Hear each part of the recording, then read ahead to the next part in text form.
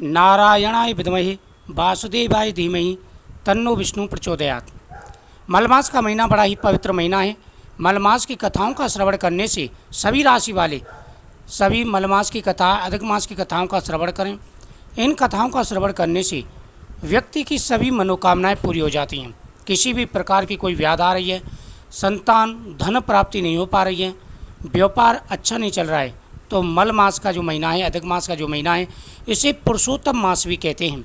स्वयं भगवान श्री कृष्ण ने वरदान दिया है, जो व्यक्ति इस महीने में भगवान का पूजन करते हैं उनके सभी मनोरथ पूरे हो जाते हैं। पूरे श्रद्धा भाव के साथ में इस कथा का प्रतिदिन श्रवण करें और साथ ही मल मास में भगवान विष्णु की पूजा करें। जो व्यक्ति अपनी इच्छा बोल करके भगवान विष्णु का पूजन करते हैं उनके जीवन में आ रहे सारे कष्ट और परेशानी दूर हो जाते हैं। तो इस कथा को पूरा श्रवण करें। भगवान की कृपा से आपको आशीर्वाद प्राप्त मिलेगा, आशीर्वाद मिलेगा और आपकी हर मनोकामना पूरी होगी। ओम नमो भगवते वासुदेवाय नमः। अधिक मास के द्वितीय अध्याय की कथा बड़ी ही पवित्र है। यह कथा सुनने से हमारी सभी मनोकामनाएं पूरी हो जाती हैं। वैशाख मास के प्रतिदिन की कथा सुनने से जो भी कामनाएं हो स्वयं भगवान श्री कृष्ण पूरी करते हैं। इसलिए प्रतिदिन अधिक मास की कथा का श्रवण जरूर करना चाहिए। अधिक मास में भगवान विष्णु की पूजा, गौ माता की पूजा, तुलसी माता की पूजा करने का बड़ा विधान है।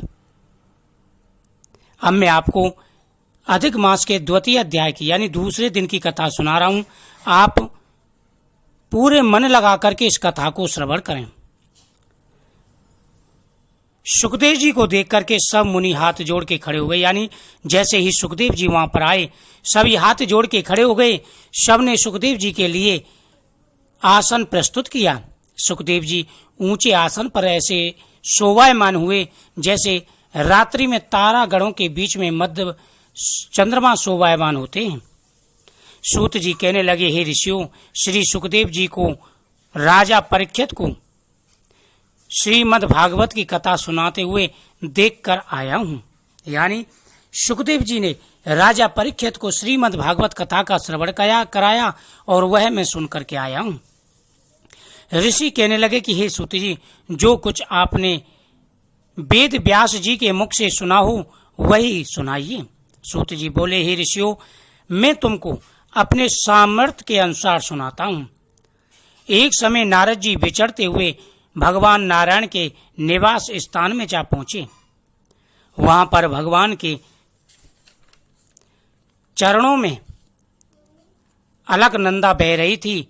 वहां पर ब्रह्मा में मन लगाए जितेंद्रिय निर्मल और तेजो में ऋषि को देख करके भगवान के उनको नमस्कार किया।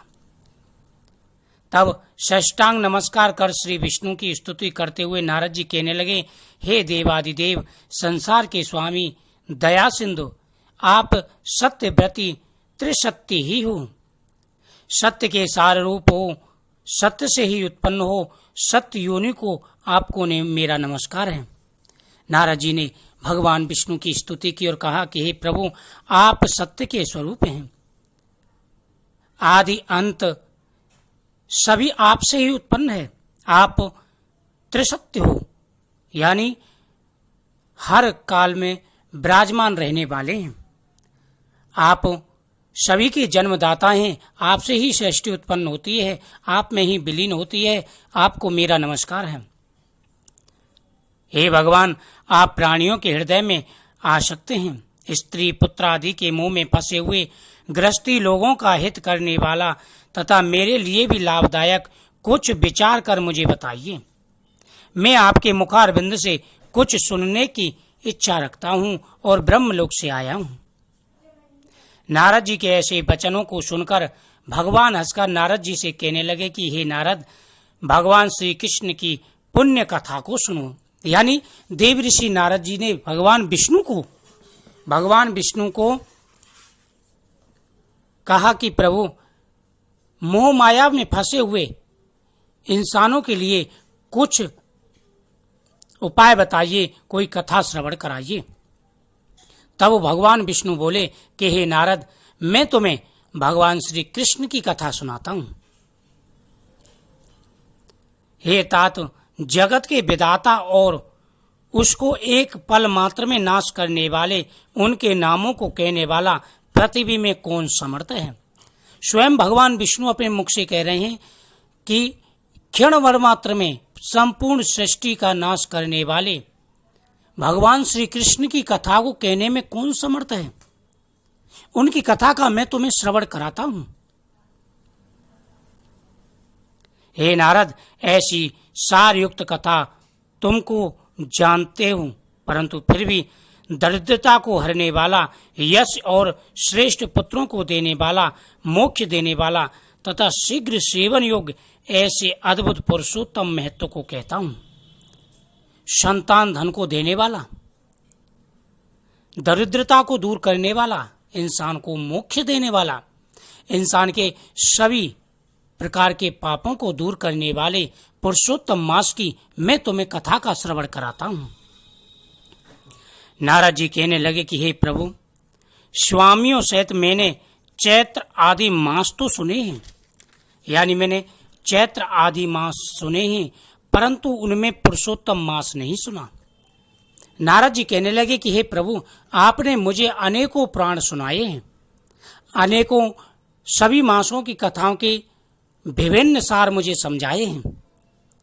आपने मुझे अनेकों व्रत और दान बताए हैं जो मनुष्यों का उद्धार करने वाले हैं, लेकिन यह पुरुषोत्तम मास क्या है, इसकी मुझे कथा सुनाइए।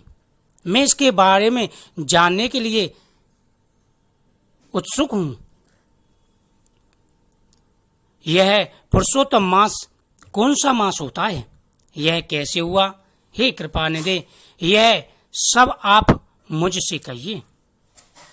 इस मास का स्वरूप और विधान मुझसे कहिए। यह नारद जी ने कहा कि हे प्रभु, यह मास कैसा होता है, क्या इसकी विधि है? कृपा करके मुझे इस मास के बारे में संपूर्ण जानकारी दीजिए। इस मास का स्वरूप कैसा है और विधान क्या है? क्या करना चाहिए? स्नान कैसे करें और दान क्या करें? और जप, पूजा तथा उपवास आदि का साधन क्या है? इस महीने का नाम क्या है? इसका नाम कैसे पड़ा? इस महीने में कैसे भगवान की पूजा की जाती है? कौन सा दान देना चाहिए? इस महीने में क्या क्या कार्य नहीं करने चाहिए, क्या कार्य करने चाहिए, ये सब मुझे विस्तार पूर्वक आप बताने की कृपा करें। कैसे स्नान किया जाता है, कैसे पूजा की जाती है, उपवास आदि कैसे किया जाता है, इसके अतिरिक्त और भी कोई सार हो वह सब बताइए। सूत जी कहने लगे, हे ऋषियों, नारद के ऐसे वचन सुनकर के भगवान चंद्रमा के समान शीतल और शांत देने वाले गंभीर स्वर में बोले। जब नारद जी ने जिज्ञासा बस ऐसे शब्द भगवान से कहे कि प्रभु, यह मास कैसे पैदा हुआ, इस मास का महत्व क्या है, कैसे पूजा करनी चाहिए, स्नान का फल क्या है, यह संपूर्ण कथा मुझे सुनाइए, मैं बड़ा उत्सुक हूं। नारद जी के ऐसे वचन सुनकर के भगवान विष्णु मन को शांति प्रदान करने वाले गंभीर स्वर में बोले। उन्होंने कहा, हे नारद, अब मैं तुम्हें संपूर्ण विधि बताता हूं। यह अधिक मास बड़ा ही पवित्र है। इति श्री अधिक मास महत्व द्वितीय अध्याय संपूर्ण। बोल राधा कृष्ण भगवान की जय। इस महत्व को सुनने से, इस कथा को सुनने से सभी मनोकामनाएं पूरी हो जाती हैं। इस कथा का श्रवण जरूर करना चाहिए। जय श्री कृष्ण।